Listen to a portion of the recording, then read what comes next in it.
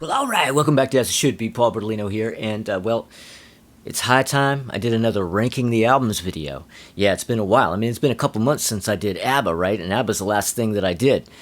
And well, this time I'm going to move on to something else that I'm sure you've been really, really, really, really dying for me to do.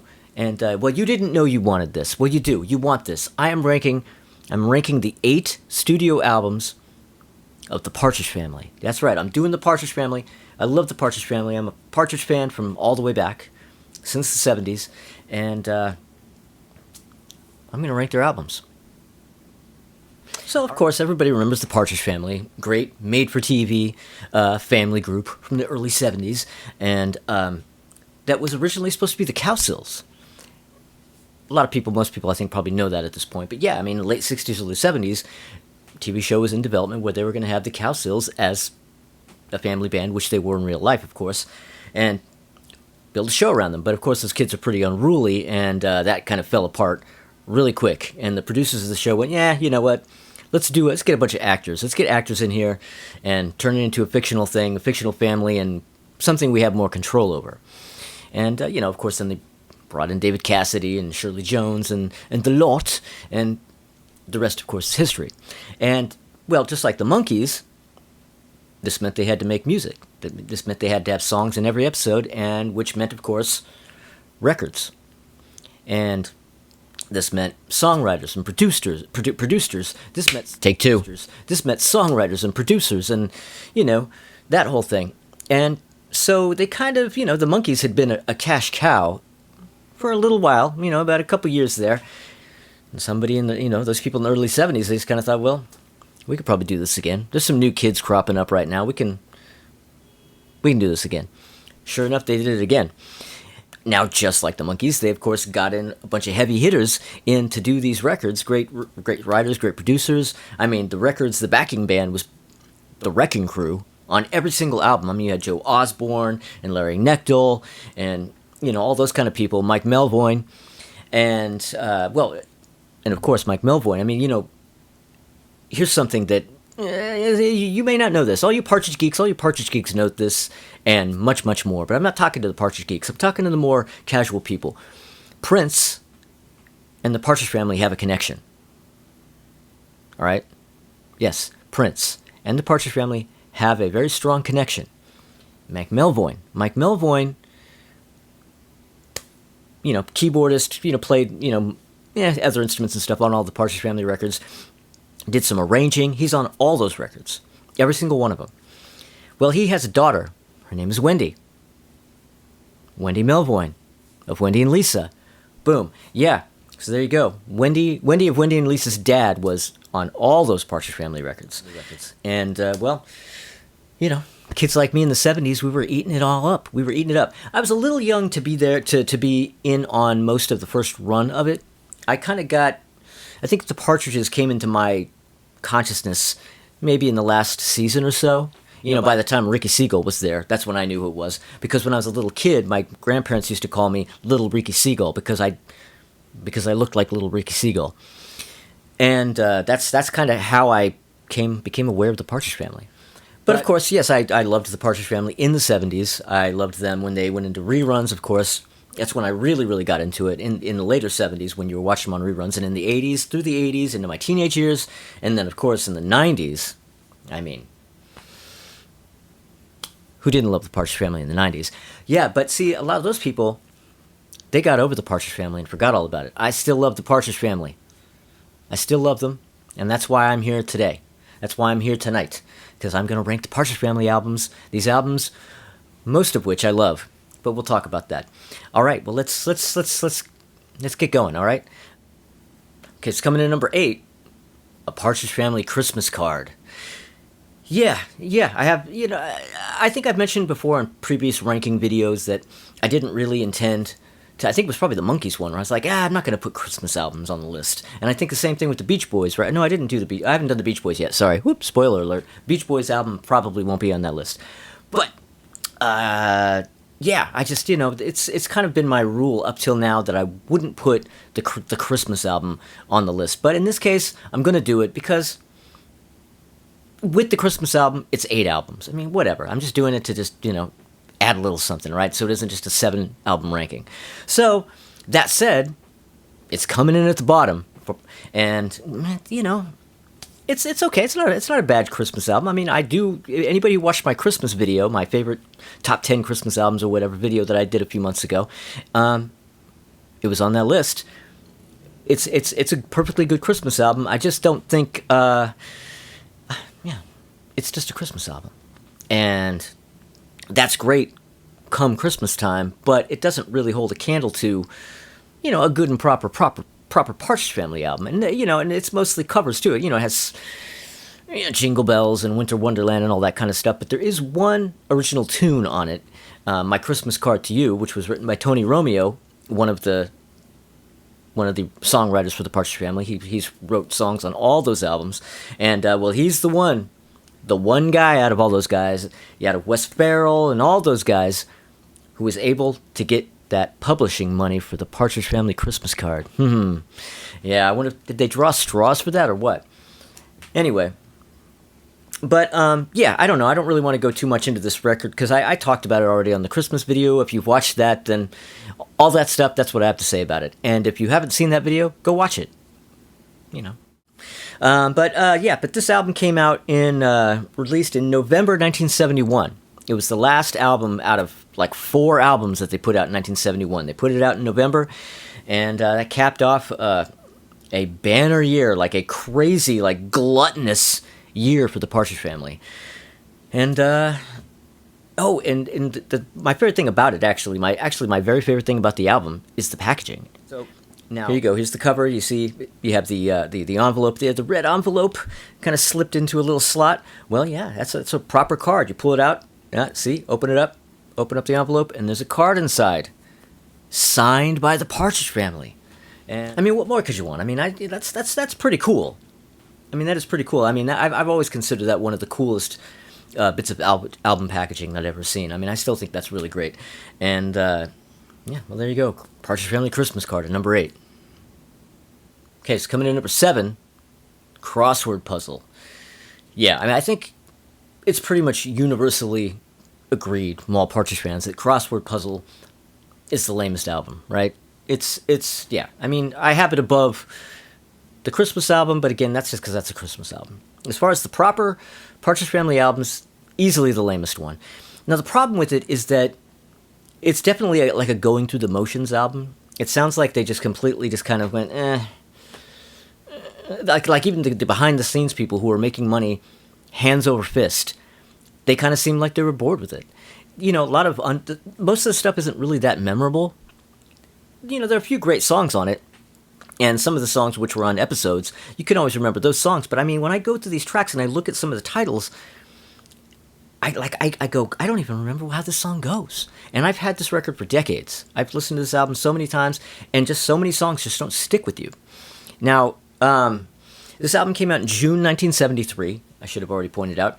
And, but some of the songs were actually recorded, that's the thing. Some of the songs were actually from earlier sessions. Those songs that they recorded when they were recording songs for Shopping Bag and Notebook. And, yeah, it's just kind of like one of those sort of grab bag, like, oh, I guess it's time, it's been 3 months, it's time for a new album. And so they kind of threw this together. And, it seems very thrown together. I mean, let's explore the title, shall we? Okay, so now this album was definitely, at this point, the Partridge magic is really not working any longer on the public. I mean, this record only went to number 167 on the top 200. Right? I mean, that's a substantial drop from the previous album, Notebook. A substantial. Now, pretty much after their second album, every album charted just a little lower than the previous one, but this drop is huge. I mean, only number 167. Well, that's about what it deserved. But, One Day at a Time, that's a great track. I like One Day at a Time. Sunshine, Partridge Family do gospel. As Long as There's You, great song. Now, It's a Long Way to Heaven, that's one of those that I just don't remember. The song doesn't play in my head. Now That You Got Me Where You Want Me, I don't remember how that song goes. It Means I'm in Love with You. I definitely remember that from from an episode or two. I mean, that definitely was on the show. Come On Love, that's one of the ones that they recorded during the shopping bag sessions. And yeah, that's always been one of my favorites on here. But then there's I Got Your Love All Over Me. Yeah, well, that one is it's an attention-grabbing title, but I don't remember how the song goes. I mean, Let Your Love Go, I don't remember that. Sounds Like You're Saying Hello, and It's You, the last two songs. Those are great songs, and I do remember those from episodes. But see, it's just like, it's just not that memorable or strong of an album, and it's at number 7. Because coming in number 6, the Partridge Family album. Yeah, the debut album. Now, a lot of you are probably going, Jesus, you have that one that low? Yeah, well, see, now, there's something I have to point out. The records that I've already discussed, that's like the low-level stuff. That's the stuff that's like, whatever. Well, now, this list is definitely in 3 different sections. Low-level, mid-level, and top tier. We have entered into the mid-level, and the mid-level is all great albums, but there's just other albums that I like more. I mean, I love the Partridge Family album. I just love the albums that are above this on the list more. That's all. It isn't really a lack of love for the Partridge Family album. Well, that said, so now this came out in October 1970, and that this started the onslaught of product. I mean, okay, so like the very first album, this album came out in October 70. The last album, Bulletin Board, came out in October 73. And that's 8 albums in that time, not including David Cassidy solo albums. If you include the David Cassidy solo albums that came out during that period, that's 10 albums from October 70 to October 73. Right? That's absolute insanity. I mean, no wonder audiences got sick of it, and no wonder they stopped buying records, because, I mean, they were being... Yeah, I mean, they had a new record thrust in their face, like literally like every 3 months, sometimes only 2 months later. So it worked for a little while. I mean, let's face it. I mean, they probably did make, 10, 20 years worth of money off this stuff. So, I mean, it's not like it was a failure. I mean, it worked nicely. And hey, some of us are still talking about the Partridge Family today, aren't we? So, anyway, so the first Partridge Family album. Now, it came with a really cool insert, just to like a pin-up style. Well, like a square, almost like a 10-inch square pinup of the Partridge Family. And who wouldn't want a pinup of the Partridge Family? In fact, I have an extra one around here somewhere that I bought. Like, I bought a $1 copy some kind of recently because it had the insert. And it's like, oh, well, why wouldn't I want an extra copy of the insert for $1? Now, one of the strange things about this album, and as far as I'm concerned, one of the good things about it, is that the TV theme is not on the record. I love the Partridge Family theme. Absolutely love it. But I think having the theme song on the album cheapens it. That's the mistake I think that the first Monkees album made. I think the first Monkees album would be so much better if it didn't have the Monkees theme on it, especially as the opening track, but not at all. It cheapens the album, in my opinion. I mean, granted, the people making these records and putting this stuff out, they're just thinking about kids, right? And they don't really care. They're not really thinking about it being a serious piece of art. But or even they're not even concerned about the cheapening of it. I mean, they don't really care. They're thinking here today, gone tomorrow, cash grab, right? But in the long run, I have to say, the Partridge Family, the people putting together the Partridge Family records, made the right choice in not putting "Come On, Get Happy" on the record. Now, one of the things about the Partridge Family sound, well, okay, initially David Cassidy wasn't supposed to sing. He wasn't supposed to be the singer. They got Tom Baylor from the Love Generation. There was a group called the Love Generation in the 60s, 67, 68, 69. They put out 3 albums. And one of their songs was Let the Good Times In, which the Partridge Family recorded. It's on the pilot episode, the first episode, Let the Good Times In. That was originally done by the Love Generation, and the Baylor brothers, John and Tom, are a big part of the backing vocals on all the Partridge Family albums. Yeah, those two, and let me get these names here, because I've got notes, see. Tom Baylor of the Love Generation, and Ron Hicklin and Jackie Ward of the Ron Hicklin Singers. Now, those 4 people basically make up that beautiful, almost symphonic Partridge Family backing vocal, like wash of backing vocals on all those records. Sometimes Shirley Jones figured in there, sometimes not, but yeah, that's who's responsible for the sound. Well, now, they were also supposed to be responsible for the lead vocals on this, I think, right? Isn't that right? Now, as I mentioned, David Cassidy wasn't supposed to be the lead vocalist. I think wasn't it supposed to be John Baylor? I don't know. Some of you Partridge geeks correct me on that if that's not true. I think it may have been John Baylor who was supposed to be the vocalist. Well, 2 or 3 of the songs on this first album were recorded, just with Baylor, the Baylor brothers, and all those guys singing, and no David Cassidy. Yeah, I mean, what do we have? I mean, I Really Want to Know You. That's just like the backing vocal chorus kind of singing that, right? To Be Lovers. Yeah, it's so this album is kind of, it's almost transitional right out of the gate, because it has the original idea for the vocal approach to the band, but it also has David Cassidy, who they kind of, while they were doing these early tracks, discovered, oh, this kid can actually sing. It's funny, they didn't actually ask him. They they cast him, but they didn't kind of go, oh, well, can he actually sing? Can it actually just been him singing? They didn't even begin to think that. They just kind of went, no, this is how we're going to manufacture this. And he kind of had to be like, hey, guys, I can actually sing. I don't have to mime to somebody else's voice. I can actually do this myself. And, of course, then he had to prove himself. But when he proved himself, they went, okay, well, let's give this a shot. But then the problem is that David Cassidy has a bit of a deep voice, right, or did have. And so they started pitch correcting his voice. Or not pitch correcting, rather, but they would just pitch up the tape while they recorded him, so then when it played back, his voice was a little higher. They kind of like, you know what I mean? So they kind of had his voice pitched up a bit to where he would sound younger. They wanted him to sound like a kid, basically. And so on these first couple of Partridge Family albums, that's the sound. And when I was younger, I really didn't like that much. That kind of bothered me. I found that kind of annoying. I'm like, what's wrong with his voice? What's wrong with Keith's voice? It sounds weird. And because by the time I was hip to this stuff, we'd already heard what David Cassidy's deeper, older-sounding voice sounded like, right? Anyway, so yeah, I mean, so that was always one of the things that kind of made this album a little less of a favorite. But I mean, it has great songs on it. I mean, Brand New Me, great song. Point Me in the Direction of Albuquerque, not really a favorite. It's obviously the stuff like Only a Moment Ago, and I Can Feel Your Heartbeat, totally rocking. And I'm on the Road.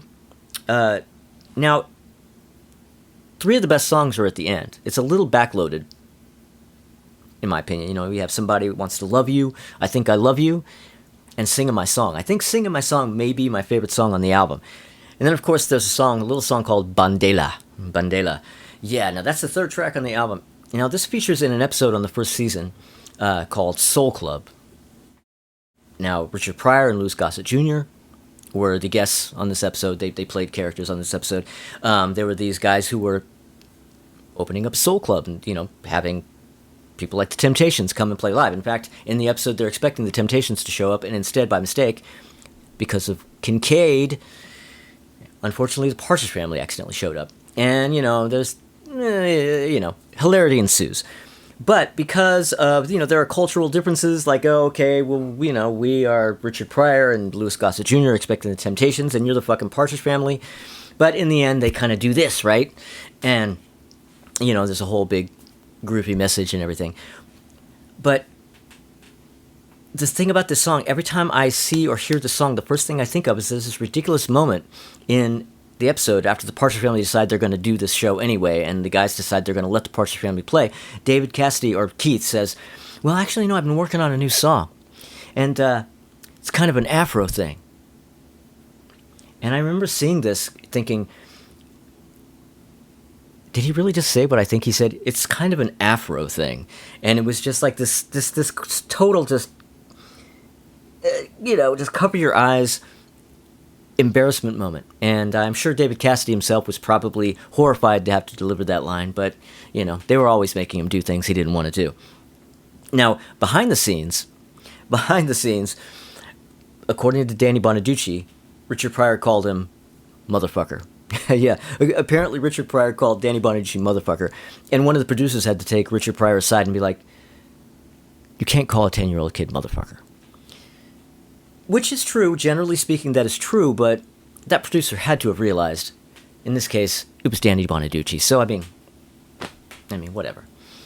But yeah, so anyway, so every time that one song always stands out and makes me just think of just the embarrassment of that line that David Cassidy had to deliver in that episode. And yeah, and Danny Bonaducci, motherfucker. Anyway, Partridge Family album. Okay, so coming in number 5, we go from the first Partridge Family album to the last one. Yeah, the Partridge Family Bulletin Board. Now, the Partridge Family Bulletin Board came out in October 1973, and you remember I mentioned how the Crossword Puzzle album had charted way lower than all the previous albums. It charted at merely 167. Well, this one did not chart. It did not hit the top 200 at all, which is too bad because this is really not a bad album. I mean, hey, look, I put it above the first album, didn't I?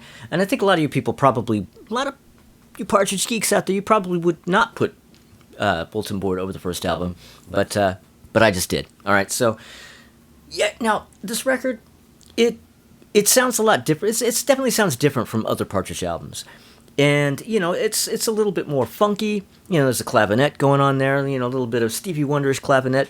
You know, and it's just slightly more of a grown-up, sophisticated kind of vibe to it, and you know, a little less bubblegummy. Now, one of the reasons for that is that Wes Farrell is the guy who produced all the Partridge Family albums. Every single Partridge Family album, except this one. Now, if you look at the credits, Wes Farrell is actually credited as having produced the album, but he did not produce the album. John Baylor actually produced the album in a different studio, actually, from where all the other albums were actually recorded.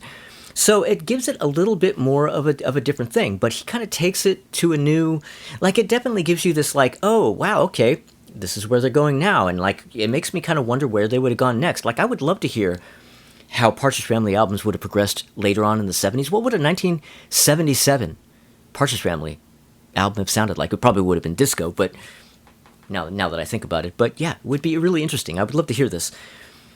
But so let's go over the songs a little bit really quick here. Yeah, you know, Money Money, Roller Coaster, Looking for a Good Time, Looking for a Good... Oh No, Not My Baby. Really great cover. I don't always go for their covers, but I really like Oh No, Not My Baby. I think that's a really great version of that song. I Wouldn't Put Nothing Over on You. Where Do We Go From Here? I mean, that's a solid album side right there. How Long Is Too Long? Great. You know, my favorite song on this album is I'll Never Get Over You. I think that's a little bit of a dark horse song. Love that song. Absolutely. That's the first...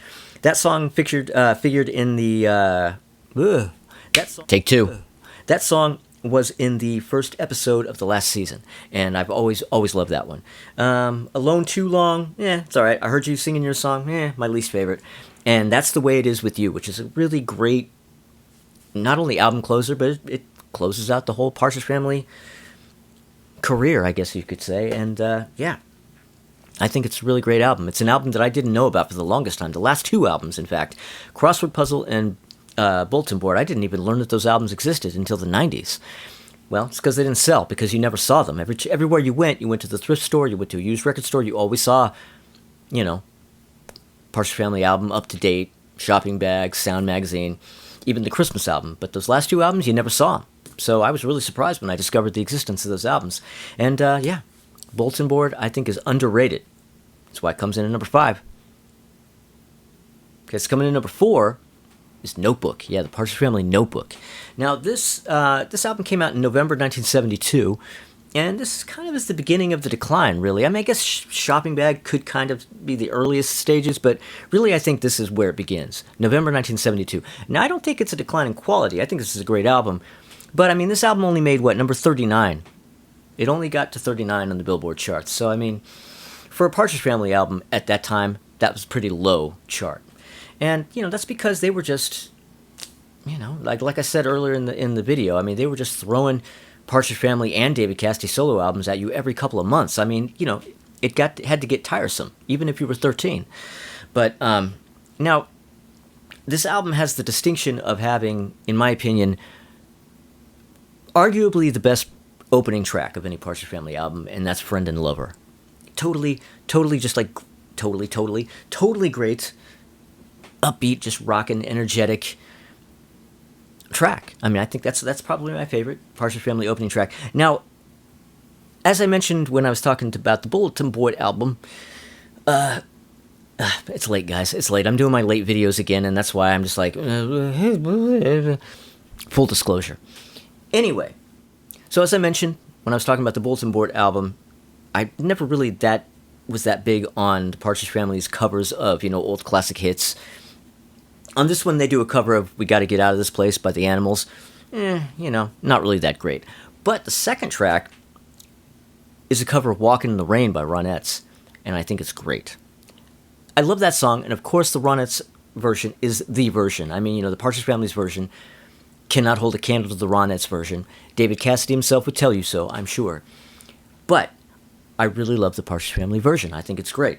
Now, what else do we have here? Oh, well, now, something I want to point. I'm just going to talk about it now. It's something I want to throw randomly into this discussion. Mary D. English.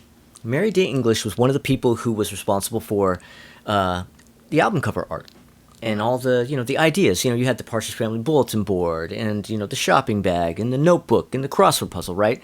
And she was one of the people who would submit ideas, who would submit mock-ups like, here's an idea, and I think there were probably other people involved too. Well, she came up with the idea for the Partridge Family TV dinner. That was one of her ideas for a Partridge Family album, the Partridge Family TV dinner, and I only just discovered this today. I was looking, I'm looking around for Partridge stuff because I'm, in that frame of mind doing this video and taking notes and stuff, and I was on YouTube, and there was a video up of, I forget the song, Singing My Song or whatever it was, or maybe it was Let the Good Times In. Well, the visual for this video, for the thumbnail, was this mock-up cover for the Partridge Family TV dinner, and I thought it was...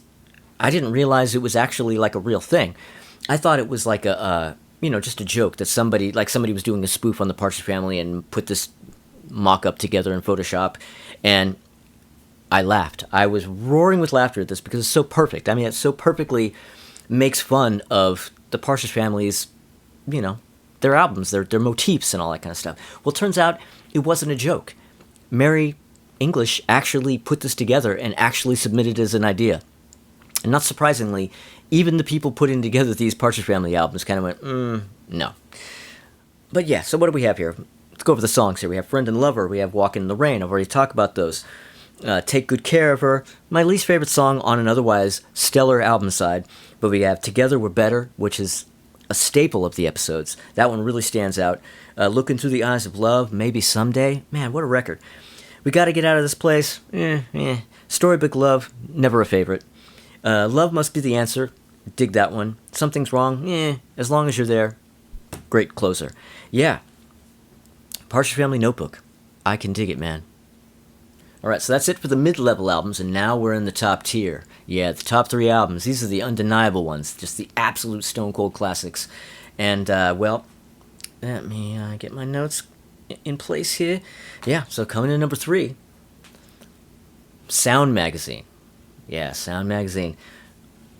What a great album. What a great, great early 70s pop album. I mean, there's just so many great songs on this, and David Cassidy really was a great singer. He was a great singer. That guy was working so hard. I mean, that guy would be working on episodes all week, right? And then at night, after they were done shooting, they would throw him into the studio, and he would work on that all night. Wouldn't get any sleep. Had to come back in the next morning and work on episodes, and then come the weekend, they sent his ass out on tour. I don't know how the hell he didn't die. But anyway, so now this album came out in August of 1971, and this is the moment where everything kind of changed. Like, okay, now David Cassidy, when he signed his contract initially, he was underage, and they had him over a barrel. Like, they were barely paying him for the episodes, they were barely paying him for the records, and they were just like, yeah, whatever, kid, deal with it. Well, in April of 1971, he turned 21, and his manager found a loophole where he could renegotiate his contract, and he did renegotiate, and, got way more money per episode, and not too much, but a little bit of actual creative control over the records. He actually had some say in what he did and didn't do on the records.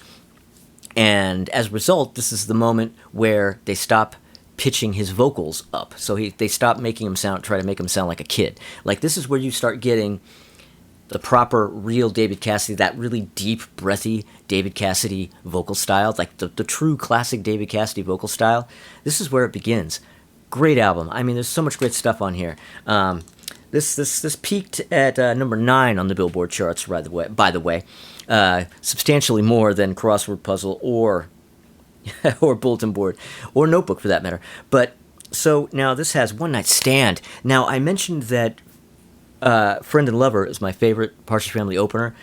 One Night Stand is a close second on that one. One Night Stand is definitely one of my favorite Partridge tunes and one of my favorite openers. Brown Eyes, Echo Valley 26809. I think people really love that one. I'm okay with that one. You Don't Have to Tell Me is great. Rainmaker, On My Way Back Home. Oh man, On My Way Back Home is definitely one of my favorite Partridge Family songs.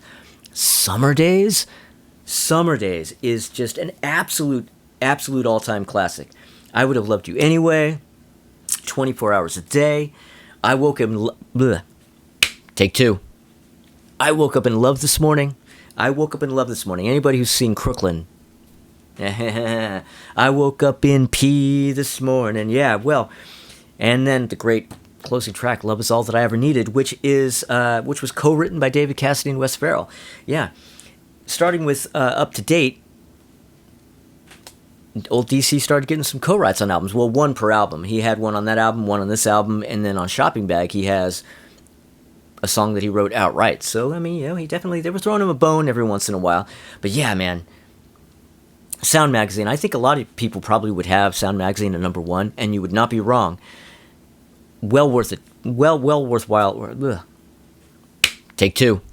Well deserved. It well deserves to be number 1, but I only have it at number 3 because I do like my number 1 and 2 better. But yeah, Sound Magazine. Okay, so coming in number 2 is Up to Date. Yeah, Up to Date, which is the second Partridge Family album, and it came out in February 1971. It reached number 3 on the Billboard chart. It's the highest charting Partridge Family album. It was all just from here. Now, they're still pitching up DC's voice on this. They only did it on the first 2 albums. But this is the first album where they actually allowed David Cassidy to write. Yeah, he co-wrote Laying It on the Line. Laying It on the Line. We're not talking about Triumph here. Laying It on the Line with Wes Farrell. Hands down the most rockin' Partridge Family song. But, I Can Feel Your Heartbeat is a rockin' Partridge tune. Laying It on the Line is a rockin' Partridge Family tune. And yeah, I mean, that's pretty much probably the most straight-ahead rock track on any Partridge album. And it's a great track. But let's go over the songs here, huh? I mean, it came with the book cover insert. Show you here. Yeah. The book cover insert. And, yeah. All right, so let's go with the album, with tracks here. We have I'll Meet You Halfway, the opening track. Another classic opening. I mean, I'll Meet You Halfway, one of the best Partridge Family songs. What a track. Now, really, it isn't that much of a song when you get right down to it, because there's really only one verse that they repeat 3 times. Like, they have a 3-verse... The verse comes up 3 times in the song, but it's the same verse every time. So it's really just, will there come a day, and then, we've been traveling in circles, and the chorus over and over again. But somehow it works. I mean, with the production, somehow with the production and the arrangement, I mean, the production and the arrangement really do their jobs here. Make this a great track. You Were Always on My Mind. Doesn't Somebody Want to Be Wanted, which is one of my very favorite songs in this album. And of course, everybody knows the classic story, or the famous story, about how David Cassidy did not want to do, he refused to do the spoken word part in the song because it was cheesy. And David Cassidy's young, he knows that it's ridiculous, he knows that it's stupid, and all these older people going, no, we have to have you speaking in the song because it'll sell more records. Whatever. So, it ended up being a big, huge thing where, David Cassidy almost quit the show and everything, but in the end, they got their way, and he did his little speaking part on the track, and to the day he died, he hated that song. And, but you know what? He's wrong. That is a great song. The spoken word part is cheesy, but, whatever. The song's great. I'm Here, You're Here. Umbrella Man, Lay It on the Line. Lay It on the Line, not Lay It on the Line. See, I'm getting it wrong. It's Lay It on the Line. Oh, all you Partridge geeks, you're just sitting there with your keyboards, just waiting to correct me. It's okay, go ahead and correct me. All right, so Morning Rider on the Road. Now, that is a Dark Horse track. Love that track.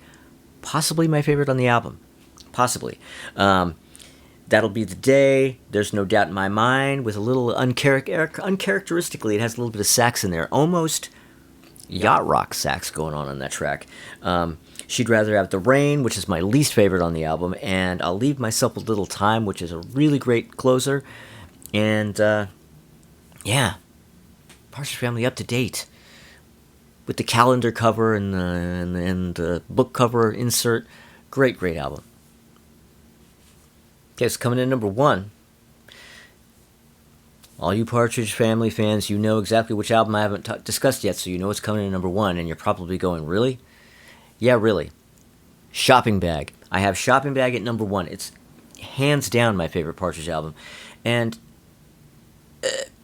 one big reason is that it's the one Partridge Family album that I actually owned in the 70s. Yeah, I was at Woolworth. My grandma worked at Woolworth, and I remember one day seeing the Partridge Family Shopping Bag album there, and it was like, it was a cutout. I think it was 99 cents or whatever. And I was like, oh my God, a Partridge Family record. I didn't have any Partridge Family records, and I really wanted a Partridge Family record. I asked my grandma if she would buy me this Partridge Family record, and she did. And I remember I remember it was probably the day I got it. I think, going back with grandma after we were at the store, going back to her house, and there was family around. There were great-grandparents around and other people, and I remember everybody looking at my Partridge Family record, and like I think it was my great-grandpa going through and reading aloud all the song titles. Girl, you make my day. Every little bit oh you. And reading them like he doesn't understand what any of this means, because it's that newfangled, rock and roll.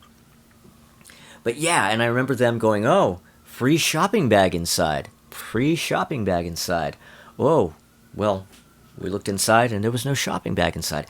Yeah, my copy of the Partridge Family shopping bag that I got in the 70s did not have the shopping bag.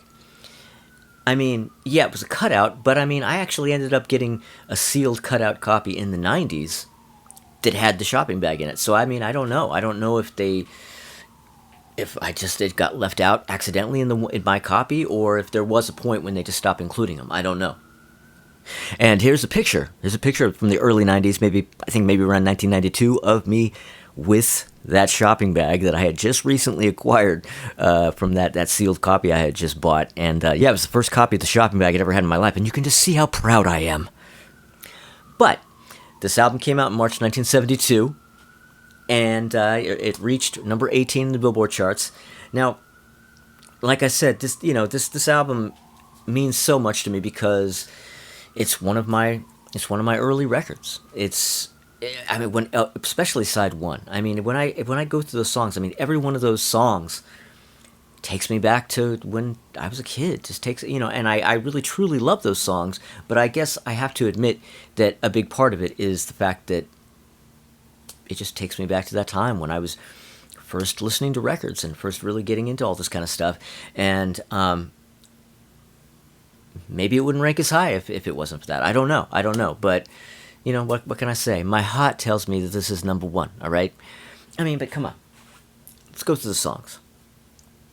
Girl, You Make My Day, opening track. Tommy Boyce and Bobby Hart wrote this song. You Monkees fans know who they are. Now, Every Little Bit of You, Something New Got Old. Again, I can hear my great-grandpa saying these titles. Am I Losing You? Last Night, It's All in Your Mind. Yeah, side two opens up with a song called Hello, Hello. Now, Hello, Hello is credited to Wes Farrell and Tony Romeo, right? And, maybe technically that's true, but it's a complete and utter ripoff of a song called Hello, Hello that was originally done by Sopwith Camel. They have a 1967 single, Hello, Hello, Hello, Hello, was on the radio. It's practically the same song. The verse lyrics are different, but, it's... Go listen to it. It's really clear where Wes Farrell and Tony Romeo got the song. I mean, it's so close that I can't believe they got away with it. I mean, did they get sued? I don't. They should have. Anyway, There'll Come a Time, which is the one song that David Cassidy wrote outright on any Partridge album. He didn't co-write it. Great, great song. One of the best songs on the album, by the way. If You Ever Go, Every Song Is You, and One of Those Nights, Yes Love, which was really the one single from the album. Yeah, that album. Yeah, that's my Partridge album. That's my From the Time Partridge album. Well, kind of. It came out in '72. I didn't get it for a couple years later, but still. Yeah. So there you go. It's my ranking of the Partridge Family albums. And now, when I first decided I was going to do this, I was thinking, now, should I just do the Partridge albums, or should I include the David Cassidy albums from the time, the Bell Records albums that came out during the run of the show? In the end, I decided to just do the Partridge albums, but as a little extra added bonus, I am going to tell you, I did decide where I was ranking the DC albums. And I'm going to give them to you now. Let me find that on my list here. So I have my combined ranking puts Shopping Bag number 1, Up to Date number 2, Sound Magazine number 3, Cherish coming next. Cherish is, I absolutely love Cherish. In fact, as you're seeing here, I like it way more than most of the Partridge Family albums. Great, great album. Notebook coming next. Bulletin Board, Partridge Family album, Rock Me Baby, Crossword Puzzle, Dreams Are Nothing More Than Wishes. I'm not that into that one. And then, of course, still Christmas Card at the bottom.